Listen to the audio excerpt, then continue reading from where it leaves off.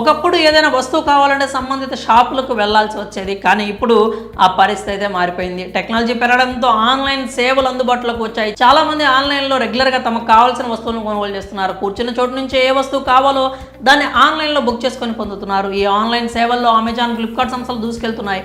కస్టమర్లను ఆకర్షించేందుకు అద్భుతమైనటువంటి ఆఫర్లను ప్రకటించి సేల్స్ని కూడా పెంచుకుంటున్నాయి. కాగా అమెజాన్, ఫ్లిప్కార్ట్లో వస్తువులు కొనే వారికి బిగ్ షాక్ ఇస్తున్నాయి ఈ కామర్స్ సంస్థలు.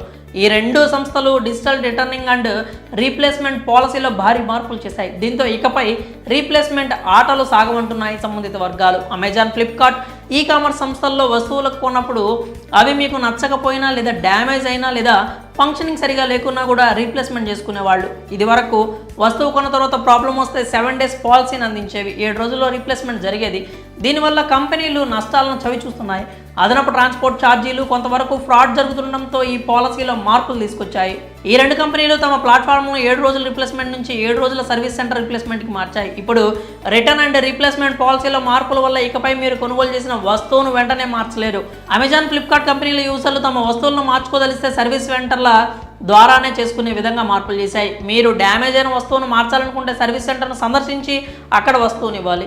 అక్కడ వస్తువును పరిశీలించిన తర్వాత రిపేర్ చేయడమో లేదా రీప్లేస్మెంట్ కోసం కంపెనీకి పంపించడమో చేస్తారు. అంతేగాని మీరు డైరెక్ట్గా వస్తువుని ఈ కామర్స్ సంస్థలకు పంపించలేరు. కొత్త ప్రోడక్ట్ వచ్చే వరకు ఈ సర్వీస్ సెంటర్లను సందర్శించాల్సి ఉంటుంది. మీరు అమెజాన్, ఫ్లిప్కార్ట్ నుంచి smart phone, smart watch, ear buds కొనుగోలు చేస్తే మీ సమీపంలోని సర్వీస్ సెంటర్ లొకేషన్ గురించి సమాచారం పొందాలి. వస్తువులో ఏమైనా సమస్యలు ఉన్నట్లయితే వెంటనే ఈ సర్వీస్ సెంటర్లో కంప్లైంట్ చేయొచ్చు. అయితే అమెజాన్లో ఈ విధానం JBL, గూగుల్, యాపిల్కు చెందినటువంటి వస్తువులకు మాత్రమే 7 days సర్వీస్ సెంటర్ రీప్లేస్మెంట్ పాలసీని అమలు చేస్తున్నారు.